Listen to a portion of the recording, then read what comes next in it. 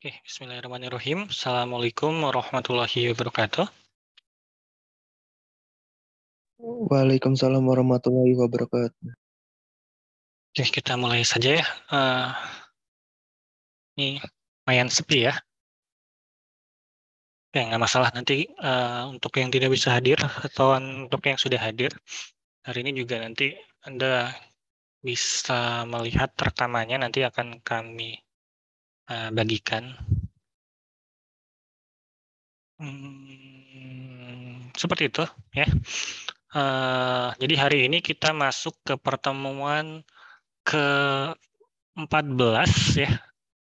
Pertemuan ke-14, minggu depan itu adalah pertemuan ke-15, dalam hal itu review atau kuis. Mungkin tidak di hari, tidak di hari Selasanya, Rabunya gitu ya nanti. Atau apakah di hari Rabunya, ya nanti saya coba diskusikan dengan Pak Surya, karena kan kalau kuis atau kalau review sih nanti kita bisa main sendiri-sendiri. Kalau kuis, kita kan belum kuis yang sebelum UAS ya, itu kan harus sama jadwalnya. Nah itu mungkin saya perlu diskusikan dengan Pak Surya, dan Anda bisa diskusikan dengan mahasiswa kelas Pak Surya gitu ya, terkait jadwal kuisnya ya. Kira-kira seperti itu. Untuk hari ini berarti ini adalah materi terakhir sebelum UAS. Di materinya sampai sini. Kalau Anda kayaknya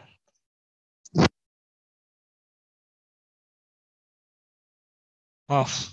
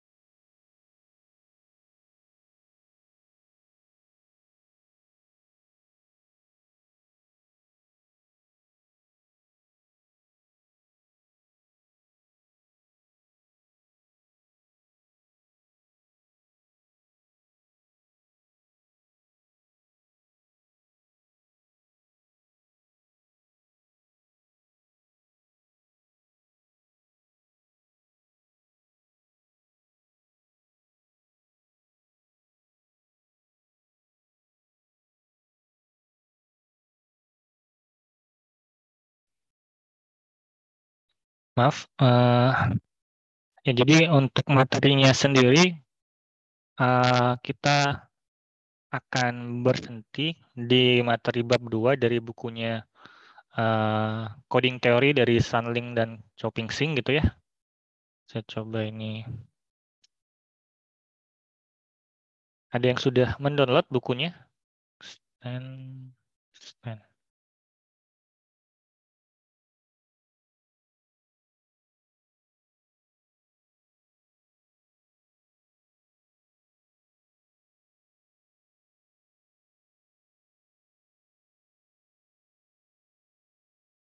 Jadi buku yang digunakan ya dari Sunling dan Chow-Ping-Sing Coding Theory. Kita akan berhenti nanti di sini bicara tentang jarak dari kode, dari sebuah kode, dari himpunan kode. Jadi kode adalah himpunan dari kata-kata kode. Nah, ini kita akan bicara tentang ini nanti di stand of code. Bagaimana di stand of code ini akan mempengaruhi apakah kode yang kita miliki nanti bisa mendeteksi sebuah error, bisa mendeteksi dua buah error, apakah bisa mengoreksi sebuah error, apakah bisa mengkoreksi 3 buah error. Jadi, seberapa banyak error yang bisa dideteksi dan dikoreksi, itu akan bergantung dengan distance of code, jarak pada kodenya, jarak pada anggota-anggota kodenya. Sebenarnya nanti Anda lihat kalau untuk materinya sendiri masih cukup banyak dan materinya sangat aljabar gitu ya. Lapangan hingga, kode linier gitu ya, ada vektor ruang dan sebagainya.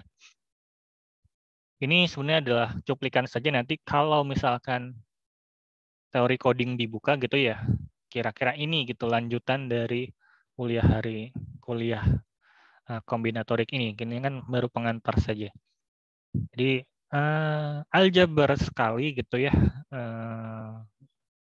Tentu dengan sentuhan-sentuhan kombinatorik, tapi itu menarik sih mungkin ya bagi sebagian dari kita ya.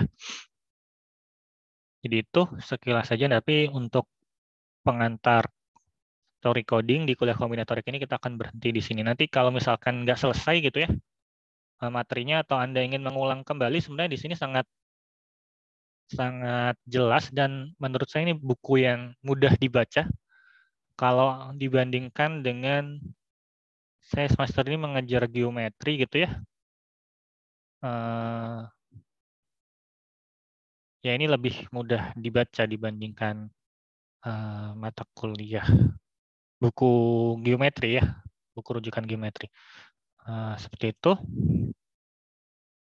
Oke, mungkin bisa kita mulai saja. Screen tuh share ini.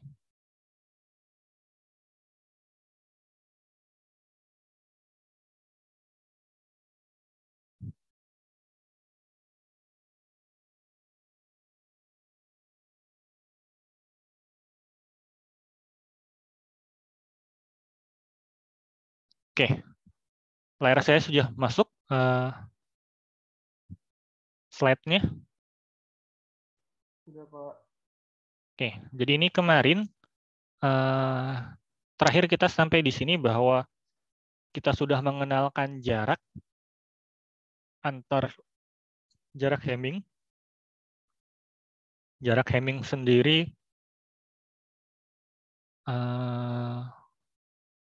dikenalkan sebagai banyaknya entry berbeda gitu ya dari masing-masing dari dua buah kata kode.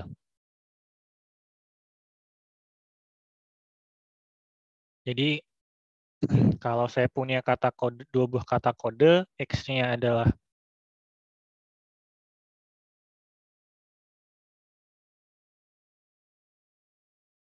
X 10011, Y 01111.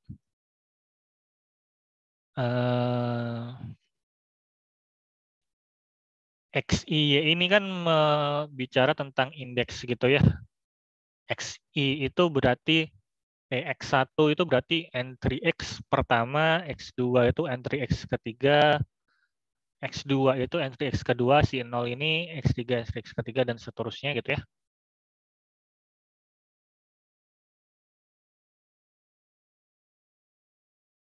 Kemudian kita punya DXI, YI, jadi untuk I yang sama berarti X1 dan X2, X1 dan Y1,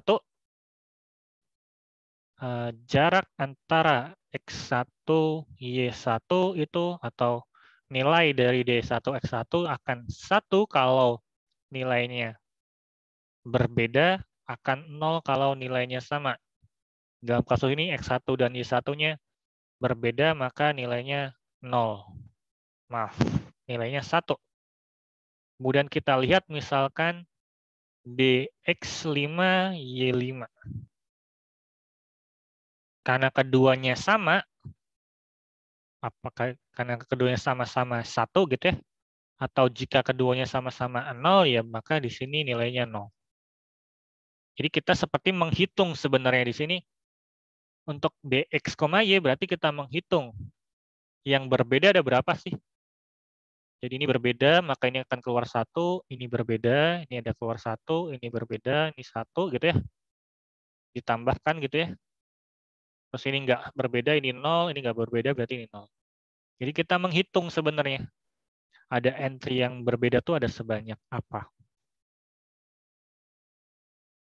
Di jarak Hamming dari dua buah kata kode itu sebenarnya menghitung banyaknya entry kata kode yang berbeda. Kemarin kita sudah mencoba menghitungnya dan ini adalah proporsi sifatnya bahwa nilainya pasti paling sedikit 0 gitu ya, artinya dia sama ketika X-nya sama dengan Y, paling banyak adalah N perbedaannya karena panjang kata kodenya sendiri ada N. Ya kalau panjangnya 5 ya paling banyak saya punyanya 5 perbedaan. Nah, mungkin punya 6 dan seterusnya. Jarak XY dan YX sama. Dan ini yang menarik bahwa kalau saya punya 3 buah kata kode berbeda, XZ dan Y gitu ya, seperti segitiga gitu ya, X, Y, Z, jarak X ke Z ini pasti akan kurang dari jarak X-nya ke Y baru ke Z gitu ya. Ini tambah ini pasti lebih besar dari ini. Apapun yang terjadi. Makanya ini ketidaksamaan segitiga yang sering muncul gitu ya. Bahwa kalau salah satu sisi gitu ya, nilainya panjangnya pasti lebih kecil dari penjumlahan sisi-sisi lainnya. Mau yang kayak gini pun gitu ya, kayak gini. Mau misalkan ini sepanjang ini gitu ya, XZ-nya ya, pasti X ke Y kemudian ke Z itu pasti lebih panjang. Oke, itu. Nah, kemarin kita juga membicarakan tentang maksimum likelihood decoding. Pendekodean kembali dengan teknik maksimum likelihood. Jadi, kemungkinan yang paling maksimum. Jadi, kemiripan yang paling maksimum likelihood. Saya perlu diskusi dengan Bu Trian nih, likelihood itu kalau di Indonesia bahasanya apa gitu ya. Yaitu kalau saya ingin menentukan gitu, jadi ada kata yang diterima, atau misalkan saya punya ini kata kode gitu ya, kemudian saya menerima X, X-nya itu adalah 111, nggak 111, 000 gitu. Nah, saya menerima X000, karena dia tidak ada di kata kodenya, tentu ini berarti sudah terkena error.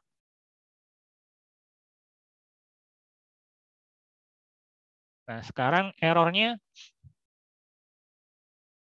bisa nggak ini sebenarnya kita dekodekan, mau kita dekodekan kemana si 000 ini? Asalnya dari mana? Nah, menentukannya kita bisa dengan teknik maksimum likelihood decoding, yaitu kita menghitung peluangnya.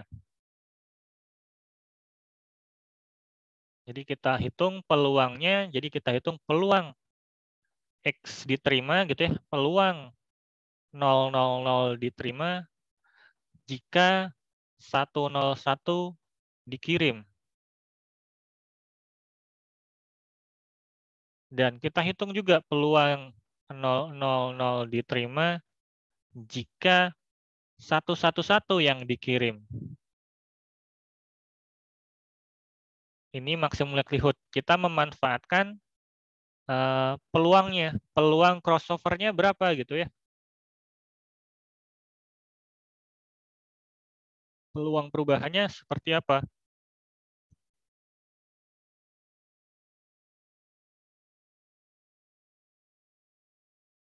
Kalau ini sebenarnya kan nggak harus simetri gitu ya.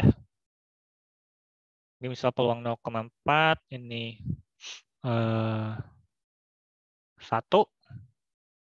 Enggak, dia penjumlahannya 0,6, ini 0, katakan kita samakan saja 0,6, 0,4. Maka ini akan kita hitung gitu ya. Menghitung ini kan adalah perkalian dari peluang ini ya. Peluang 1 berubah jadi 0 adalah 0,6. Dikali peluang 0 berubah jadi 0, 0,4. Oh, ini peluang error lebih tinggi ya.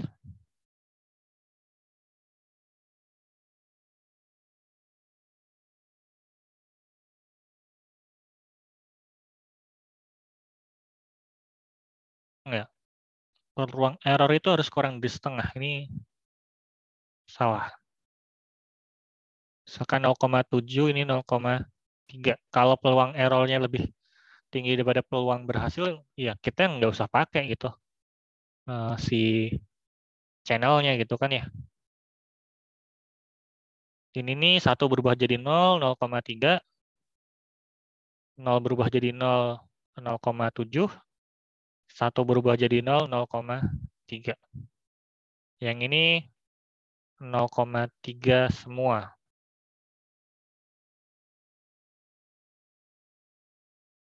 Sehingga nanti yang dipilih adalah yang maksimum, yang atas.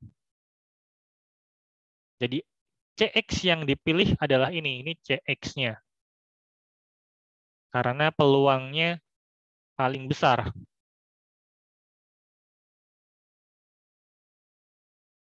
Karena ini nanti dapatnya kan 0,7 kali 0,3 kuadrat. Yang ini 0,3 kali 0,3 kuadrat. 0,7 lebih besar dari 0,3. Kalau maksimum likelihood, Anda masih perlu menghitung peluangnya. Nah, siapa tahu peluangnya berbeda gitu ya.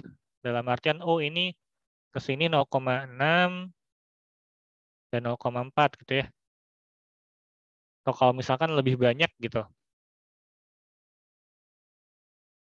Dan dari 0,12, 0,12. Ya, nanti itu perlu dipertimbangkan. Nah, selain maksimum likelihood decoding, ada satu lagi yaitu nearest neckboard distance decoding atau minimum distance decoding. Kita memberi namanya ini. Nah, ini untuk mendekodkan atau untuk menentukan kalau saya memperoleh X, X ini tuh kata asalnya CX yang mana sih? Nah, ini bisa kalau ini menggunakan jarak Hamming bahwa CX yang dipilih jika jarak X ke CX-nya paling minimal. Jadi kita melihat ini menggunakan jarak Hamming-nya. Jadi kalau yang tadi 101 dan 111 ini kata ini kodenya, terus Anda menerima 000 ya dihitung saja jarak dari 000 ini ke 101 berapa. Terus jarak dari 000 ke 11 itu berapa. Yang dicari di sini adalah yang minimum gitu ya. Ini kan nilainya 2, ini nilainya 3.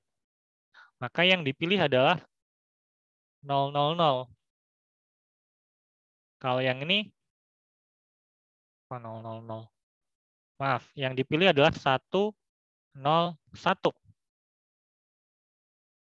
Sama, yang di sini juga dipilih 101, tapi yang ini maksimum dari peluang. Kalau yang di sini minimum dari jarak. Tapi hasilnya akan sama. Untuk kalau channelnya adalah channel, kebetulan ini saya menggunakan 0 dan 1, berarti ini binary symmetric channel.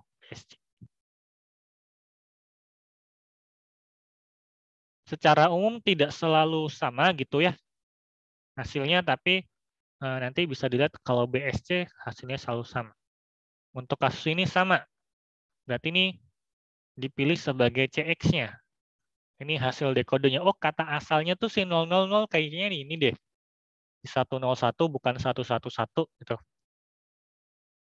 berdasarkan nearest neighbor decoding. Nah, melihat yang tadi, ini teoremanya ini mewakilkan sifatnya bahwa kalau suatu kode dikirimkan melalui BSC gitu ya, binary symmetric decoding, binary symmetric channel dengan peluang crossover-nya kurang dari setengah gitu ya. Kenapa kurang dari setengah ya tadi? Ini kan peluang errornya harus kurang dari setengah. Kalau peluang errornya lebih dari setengah ya hampir dipastikan pesannya akan rusak gitu. Jadi ya ngapain dipakai? Nah, maka maksimum likelihood decoding ini ya, yang menggunakan peluang tadi, dengan nearest neighbor decoding, pasti akan mendapatkan hasil yang sama. Jadi Anda mau pakai maksimum likelihood atau pakai nearest neighbor, hasilnya akan sama.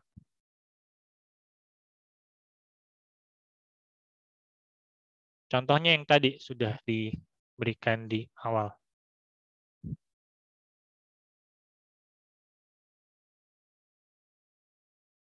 Oke, sampai di sini ada pertanyaan dulu terkait distant neighbor decoding.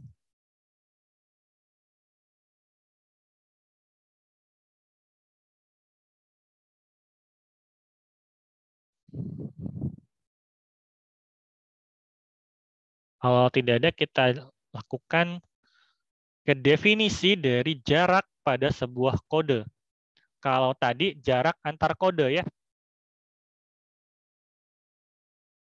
Jadi kalau dx, y ini jarak antar kata kode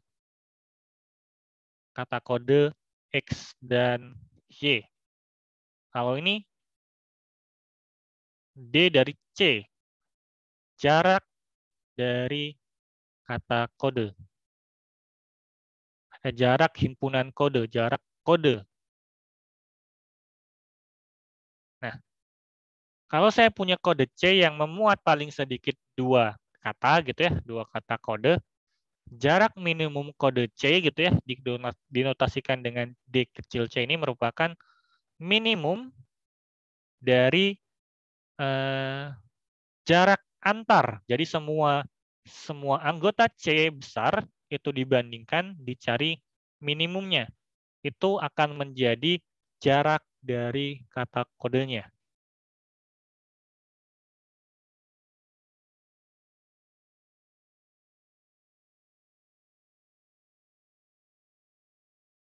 Nah, kalau saya punya kode dengan panjang N, ingat panjang kode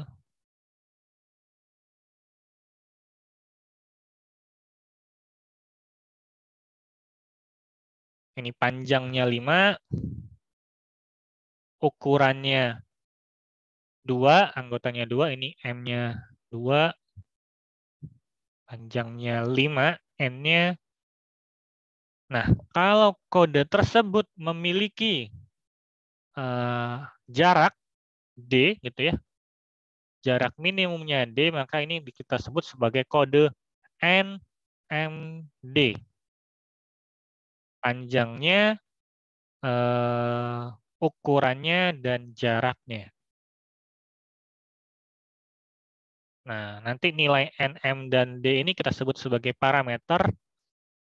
Jadi parameter itu seperti identitasnya. Kalau NMD-nya berbeda, nanti sifatnya akan berbeda. N-nya makin banyak, sifatnya seperti apa? M-nya makin banyak, sifatnya seperti apa? Jadi sekarang kita punya penamaan kode NMD, menyatakan bahwa dia kata kodenya panjangnya N, banyaknya kata kode ada M, jarak minimum antar kata kode adalah D. Contoh, kita lihat contoh ini. Kita diberikan kode binary 0000011111111.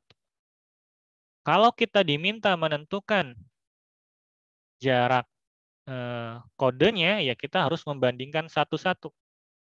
Berarti ini dan itu saya bandingkan dulu. Saya bandingkan A dan B.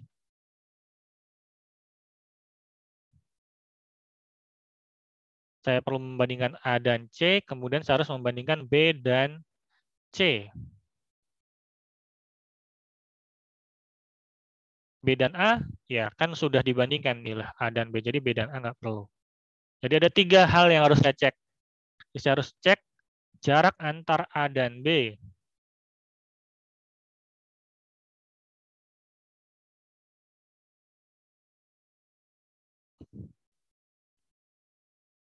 Ya, berarti saya hitung banyaknya entry berbeda ada 3 gitu ya. Kemudian antara A dan C. Ini beda semua nih. 5. Kemudian antara B dan C. Perbedaannya di 2 entry pertama. 2. Maka kode C ini nanti kita sebut sebagai kode N-nya, panjangnya 5, ukurannya 3, jarak minimumnya 2.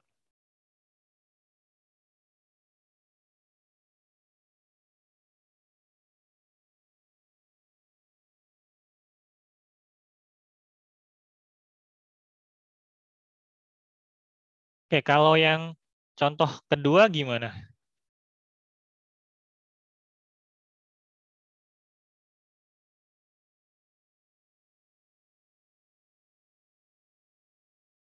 Itu kode apa? Parameternya apa saja?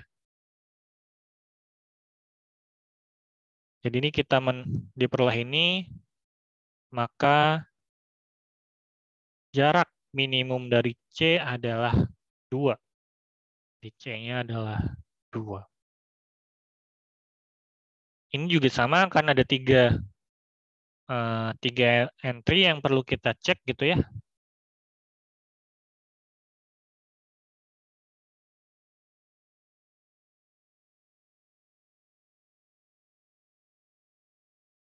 Dihitung jarak antara 0, 0, 0, 0, 0, 0 dengan 0, 0, 0, 1, 1, 1. 3. 0, 0, 0, 1, 1, 1 dengan 1, 1, 1, 2, 2, 2. Jaraknya 6.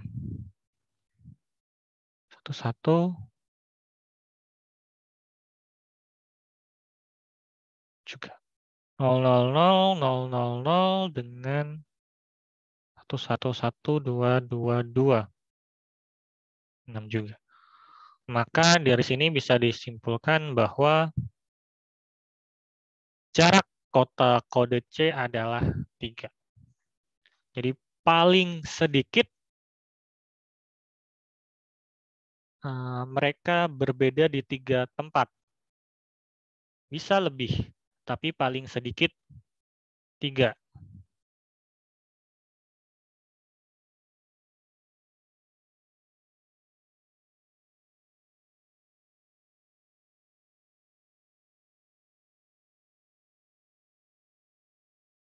Sampai di sini ada yang ingin ditanyakan?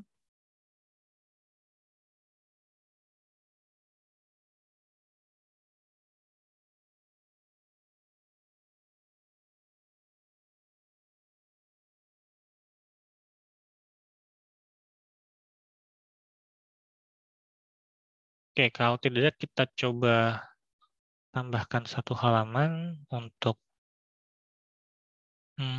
nah.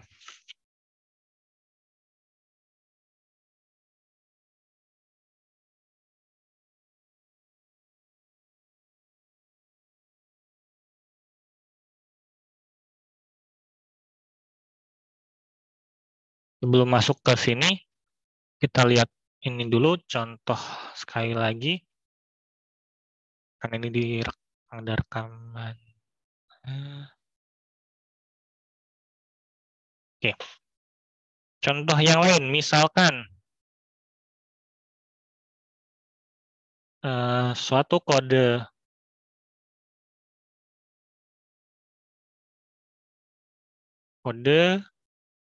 binary diberikan sebagai berikut.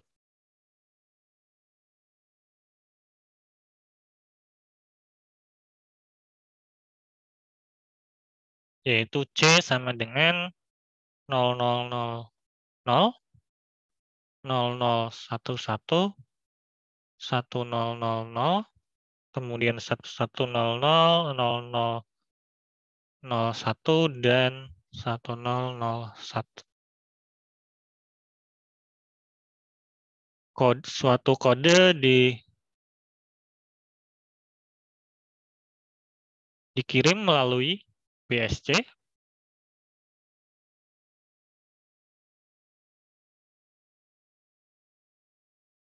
binary symmetric channel, misalkan diterima dan suatu kode dikirim melalui BSC, diterima kata X-nya adalah 011.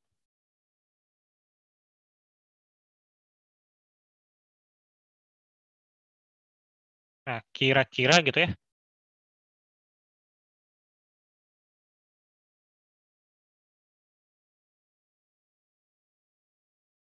Kan kode asal yang mungkin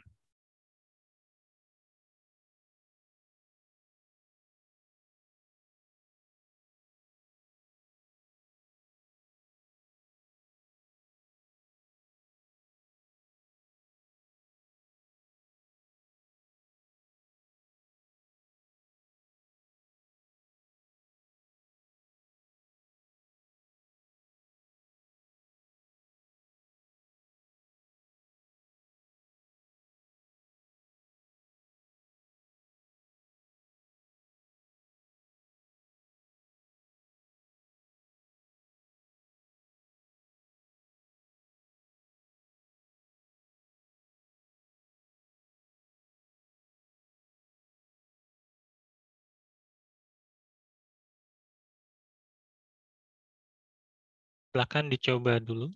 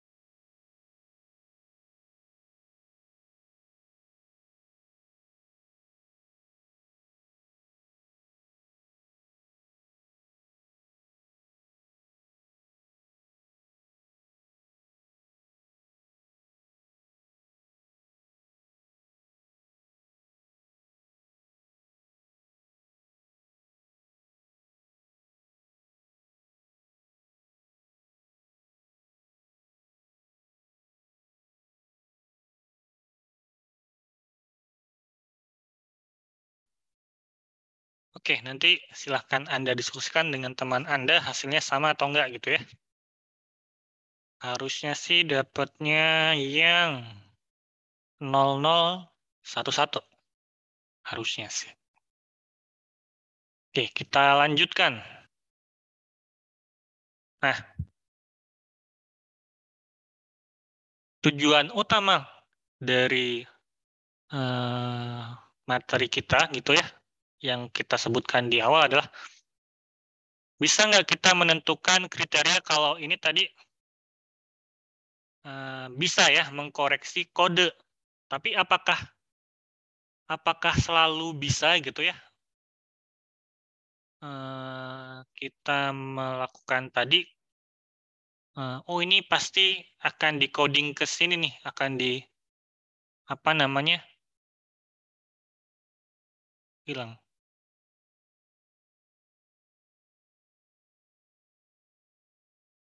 Ini. Oh kalau ini kita bisa menentukan, oh ternyata ini asalnya ya.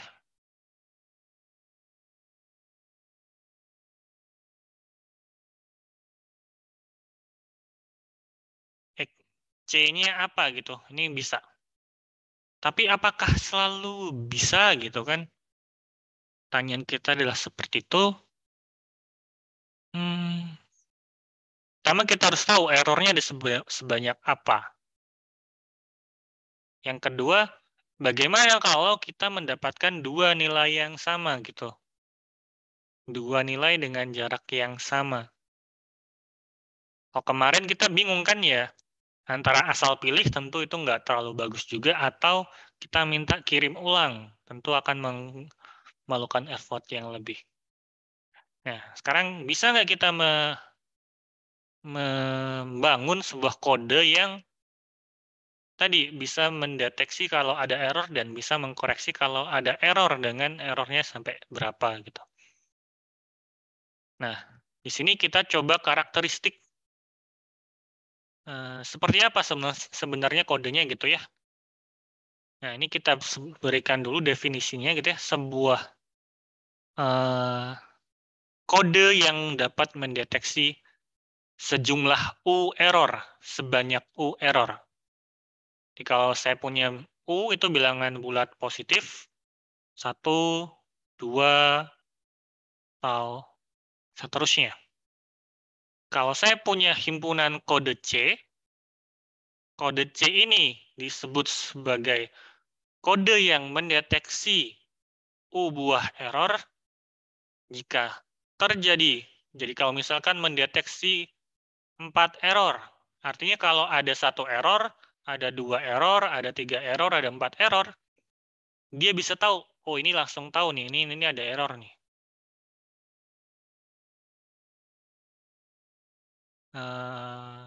Karena tidak selalu kode bisa gitu ya, kayak kode 111, 110, 011 gitu ya. Ini belum tentu bisa mendeteksi satu error gitu ya. Karena kalau ini dikirim, satu error terjadi, error gitu ya, tapi dianggap kata kode gitu kan. Berarti ini nggak terdeteksi errornya karena dianggap aman.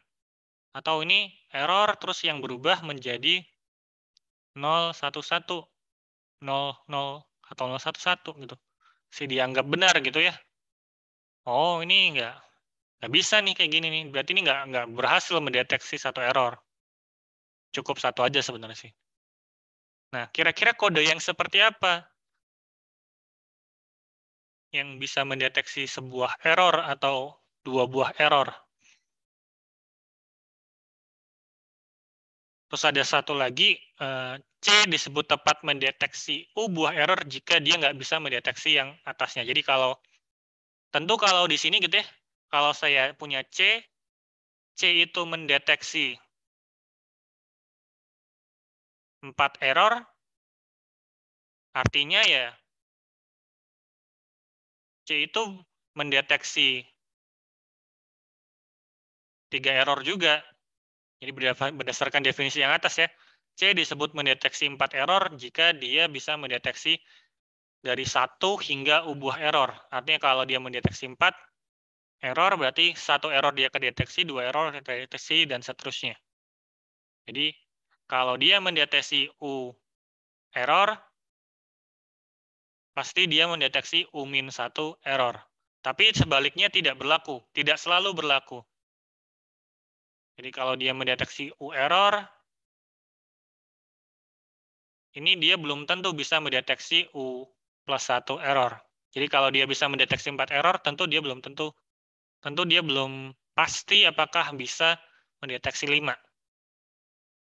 Nah, kalau dia bisa mendeteksi U tapi nggak bisa mendeteksi U+1, maka kita sebut dia tepat mendeteksi U. Jadi batas atasnya.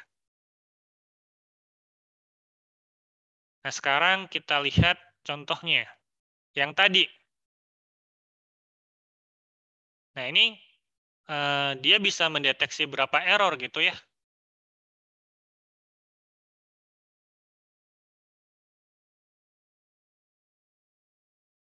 Ya, kita sebenarnya melihat kalau saya punya awalnya 000 gitu ya. Kalau dia mau berubah ke yang lain gitu ya, mau berubah ke 0011, berarti dia butuh 3 error gitu kan ya. Kalau dari 00000 dia mau berubah ke 1111, dia butuh 5 error.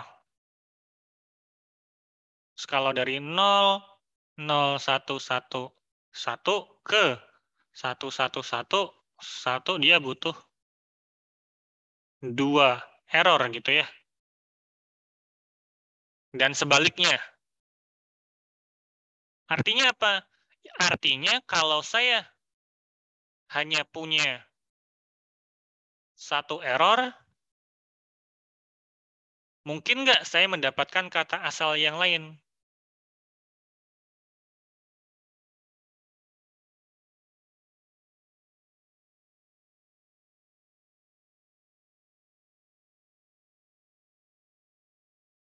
Jawabannya enggak. Kalau 1 error ya dia nggak mungkin bisa dapat nih. 000 kalau ada 1 yang error ya paling di 1 tempat saja. Nggak akan ke kata kode yang lain. Nah, inilah. Jadi kalau kode yang seperti ini berarti kode ini dia mendeteksi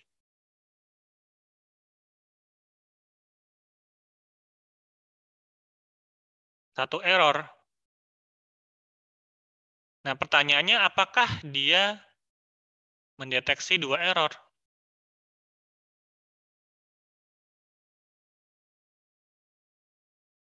Enggak, karena dari sini saja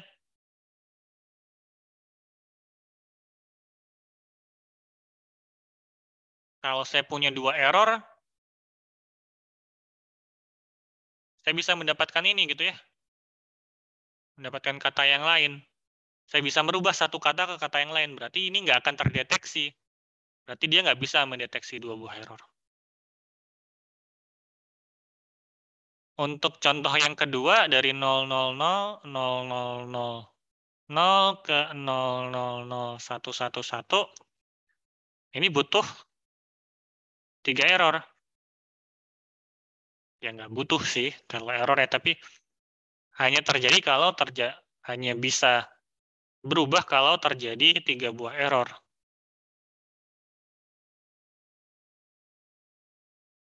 Terus yang ini ke 111222 ini butuh 6 dia. Juga ini.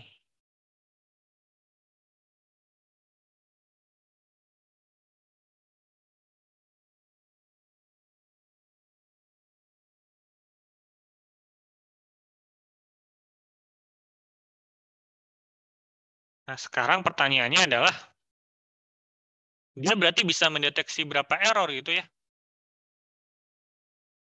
Kalau ada 1 error, aman, dia nggak mungkin masuk ke sini nih. Kalau yang berubah hanya 1, nggak ada nih di sini. Ini juga. Artinya 1 error terdeteksi.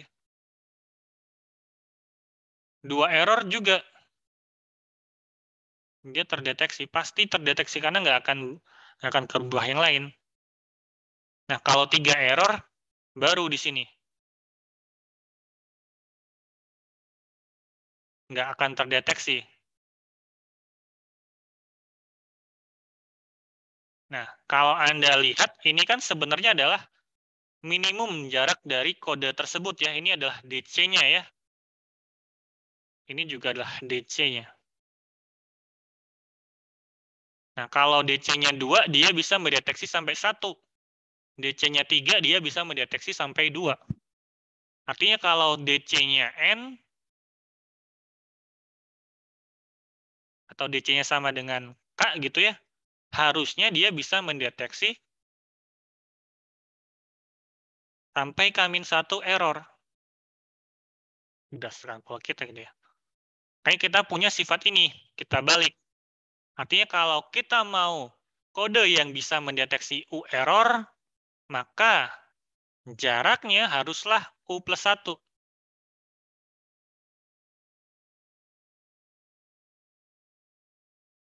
Ini kalau misalkan DC-nya adalah K plus 1, berarti dia bisa mendeteksi sampai K plus 1 kurang 1, K error.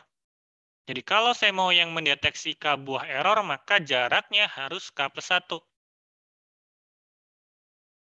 Kalau saya mau punya kode C yang mendeteksi C buah error, maka distance-nya, jarak antar kodenya harus sebanyak U ditambah 1.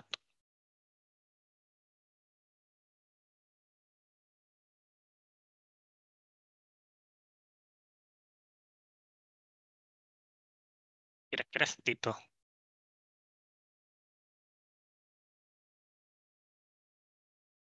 Ada yang mau ditanyakan dulu?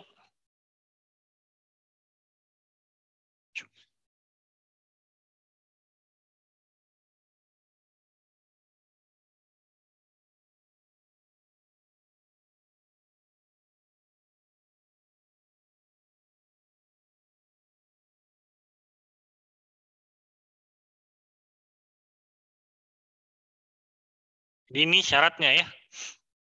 Jaraknya harus lebih besar daripada banyaknya error ditambah 1. Nah, sekarang bagaimana kalau yang mengkoreksi? Jadi sebuah kode kita katakan mengkoreksi F buah error.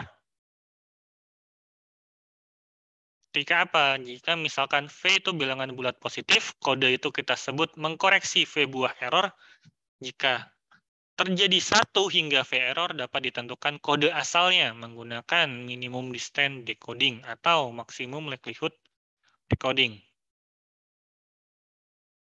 Dia dikatakan tepat mengkoreksi U error, artinya dia udah nggak bisa tuh mengkoreksi kalau U plus 1 error. Nah, ternyata batasannya adalah ini. Jadi kalau saya punya kode C yang dapat mengkoreksi V buah error, maka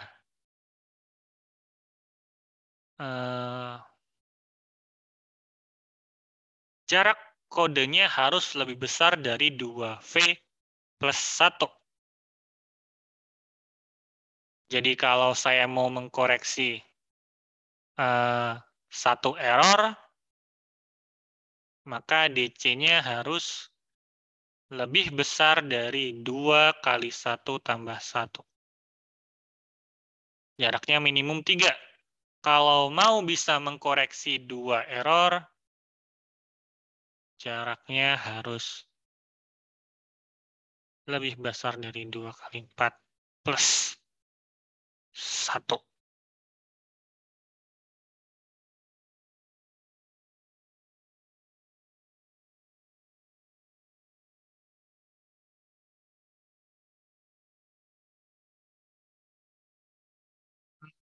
Latihannya dua ya.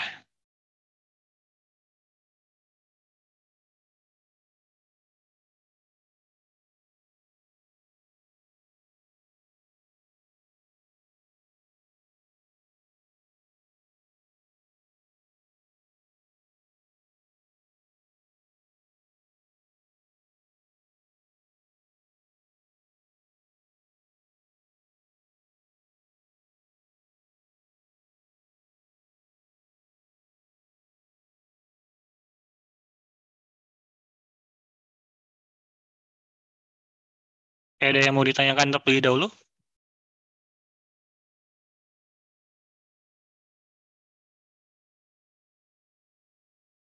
Apa itu kok 4 ya? Bagaimana? Itu kok 2 kali 4? Iya, 2 kali V tambah 1. Yang contoh bapaknya. Oh, 2 kali 2 ini ya maksudnya? Iya, Pak. Oke.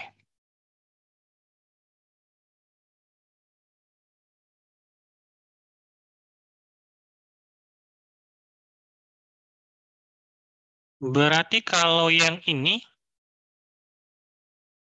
si 2 kode ini kira-kira dia bisa koreksi berapa error?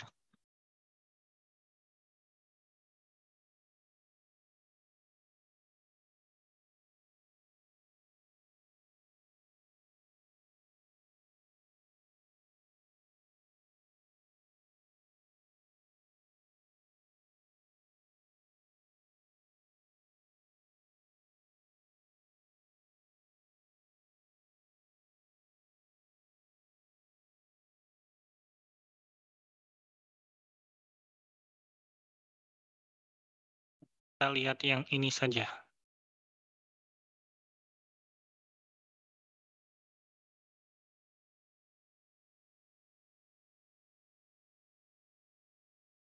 Oh, ada banyak ya.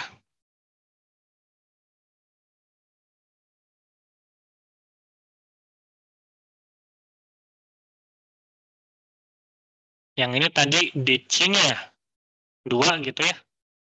Ya kalau dari hitungan yang tadi gitu ya. Kalau mau mengoreksi satu error aja DC-nya harus 3. Artinya 2 di sini pasti dia nggak bisa mengkoreksi satu buah error. Dalam artian kalau saya punya misalkan 0, 0, 1, 1, 1, 1. Nah ini kan bisa muncul dari 0, 0, 1, 1, 1 atau dari 1, 1, 1, 1, 1. Jadi ini ada sebuah error dari sini ke sini gitu ya. Nah, ini kita nggak bisa ngoreksi nih.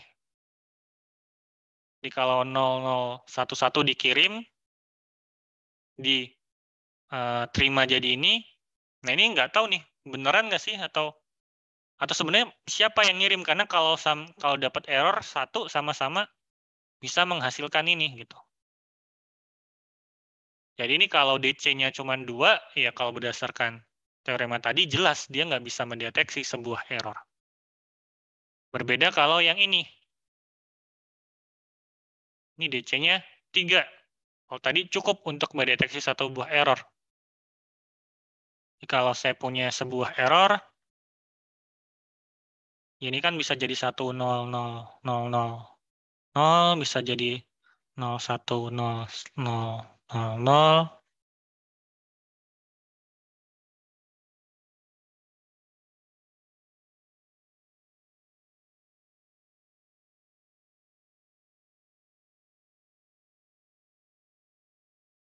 Nah, ini kan mau bagaimanapun jaraknya ke sininya masih 2 gitu ya. Masih ada berbeda setidaknya 2. Bisa lebih dari 2 perbedaannya.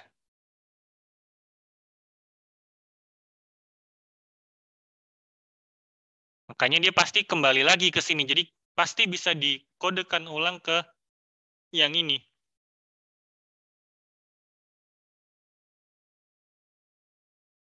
Ini jarak ke sininya ada 1, ada 4 gitu ya. Ke sini juga 4, ke sini juga 4. Ini 3, 2, ini 2, ini 2. Sini masih 1, 1, 1, 1, 1, 1. Jadi pasti nggak akan di-decoding ke sini. Ya, soalnya bisa dilihat aja kalau jarak paling dekatnya aja 3 gitu ya. Dia baru geser 1 berarti paling dekat ke tempat lainnya 2 gitu kan ya. Kalau jarak paling dekatnya 4 ya geser 1 ya ke tempat lain aja masih ada 3 gitu jaraknya yang harus ditempuh. Jadi nggak mungkin dia dikodingkan ulang ke tempat lain. Kira-kira idenya ke situ. Kenapa dia 2V tambah 1? Harus 2 kali.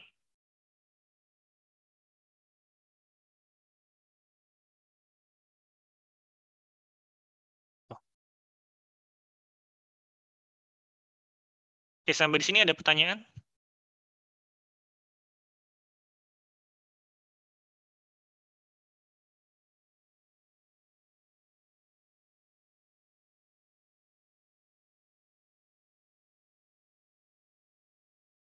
Kalau tidak ada, ya mungkin kuliah hari ini bisa dicukupkan sampai di sini gitu ya. Materinya sih cukup. Kalau mau saya tambah ke materi yang lapangan hingga nanti Anda bingung lagi. Latihannya bisa dicek di bukunya, cukup banyak latihan yang ini bisa dikerjakan. Mungkin soal kuis atau tes nggak akan jauh-jauh ngambil dari mana gitu ya. Dari situ-situ juga.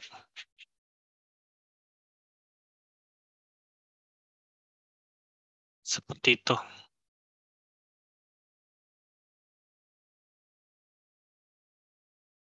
1 jam ya? Iyalah, jangan lama-lama.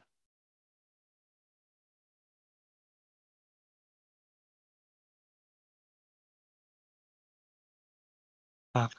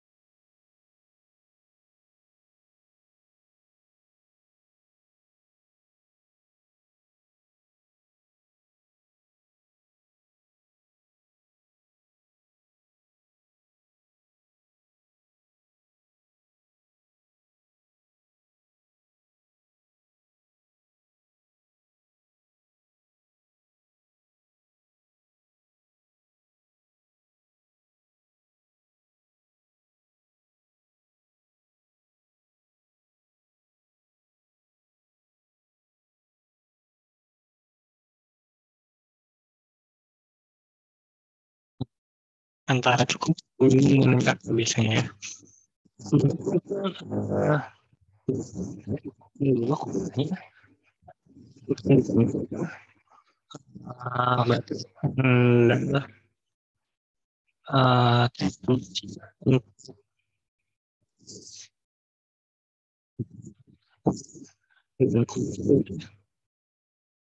Bisa coba diskusikan dulu.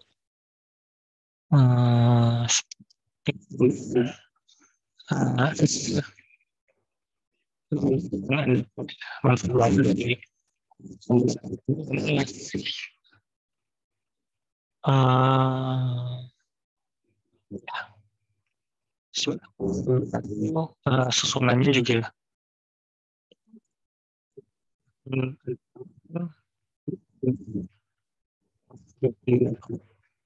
Pak, suaranya kurang jelas.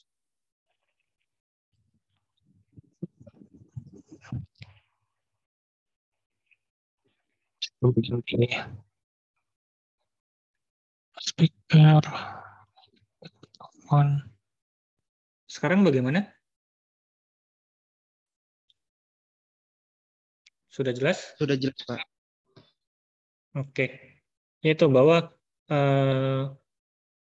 kuliah ini masih kuliah baru gitu ya, masih dalam tahap pengembangan, tapi semoga apa yang dimasukkan pada kuliah kombinatorik ini adalah pengetahuan lah sebenarnya, pengetahuan yang menarik bagi Anda, eh, yang mungkin bisa dikembangkan ke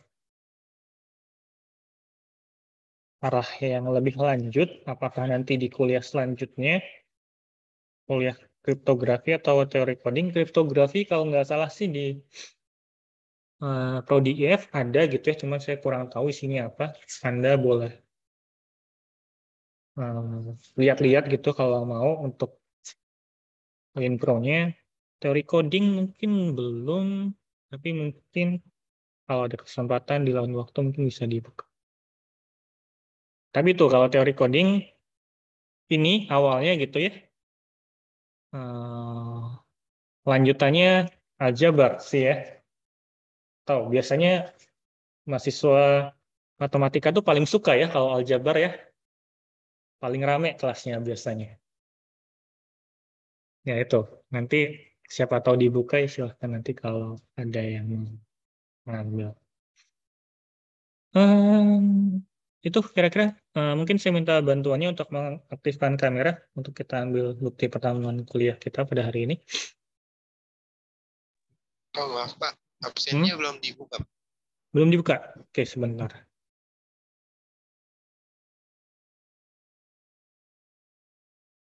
Ini kemudian selesai libur panjang ya habis ini ya. Kalian libur panjang biasanya ngapain? Tiga bulan kan ya? HP, Pak. HP angkatan 2019 ya. Kalau 2020 masih ini nyantai berarti ya.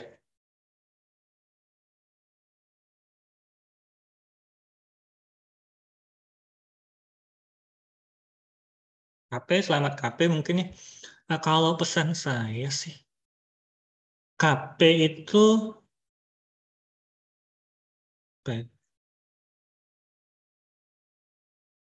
kadang kan ada tujuan untuk mencari masalah yang matematik gitu ya, tapi ya itu mungkin pilihan tambahan aja gitu. Kalau bisa di situ coba Anda benar-benar belajar bagaimana memposisikan diri gitu ya.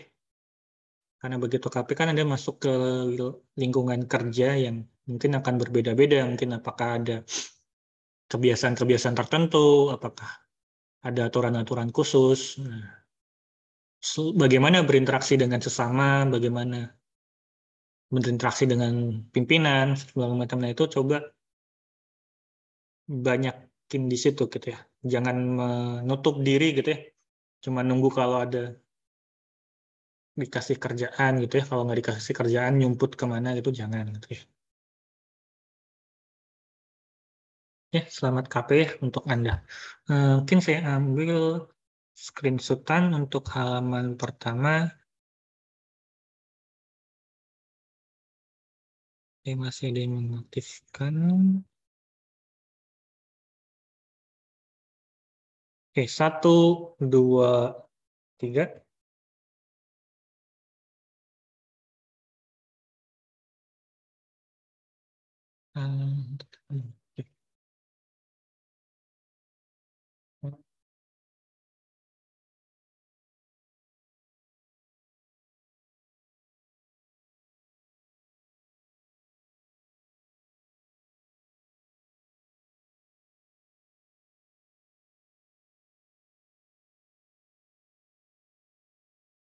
Oke, sekali lagi 1, 2, 3.